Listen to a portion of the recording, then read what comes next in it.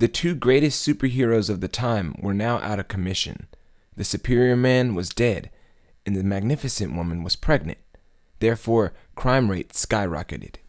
There were gangs of villains who gained confidence due to the lack of superhero intervention during that time.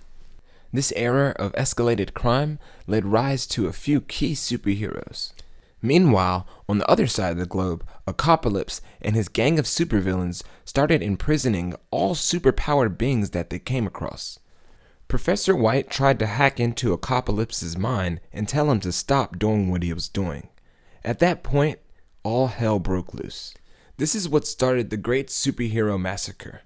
Akopolypse was furious that Professor White tried to stop him in his plans, so he sent a horde of drones across the ocean to take care of Professor White and all of the superheroes.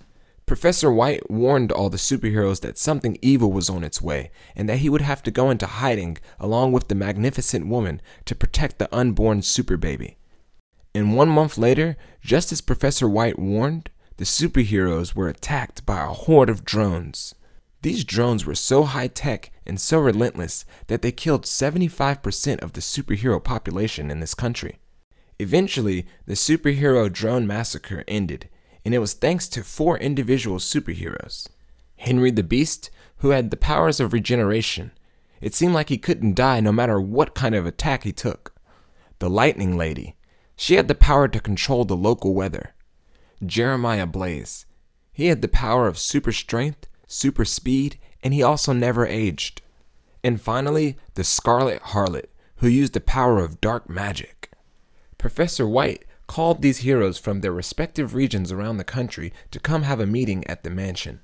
During this meeting, Professor White told them the origin of the drones and about the imprisonment camps. He felt that they were strong enough to confront Akopolypse and free the superhumans from his prisons. They agreed to go on the mission, and with the help of the superhero engineer Gizmo, they were able to fly all the way across the globe with no problem. They landed in an area of thick jungle, which happened to be Akopolypse's west territory. There, they met up with a group of superhuman explorers that called themselves the Jungleoids. The Jungleoids had knowledge of Akopolypse's operations throughout the region and even claimed to know the location of the imprisonment camp. One of the main things that the Jungleoids told the superheroes was why Akopolypse was imprisoning all the superhuman beings. He was planning on draining all the superpowers from the superhumans with a sinister device that he created.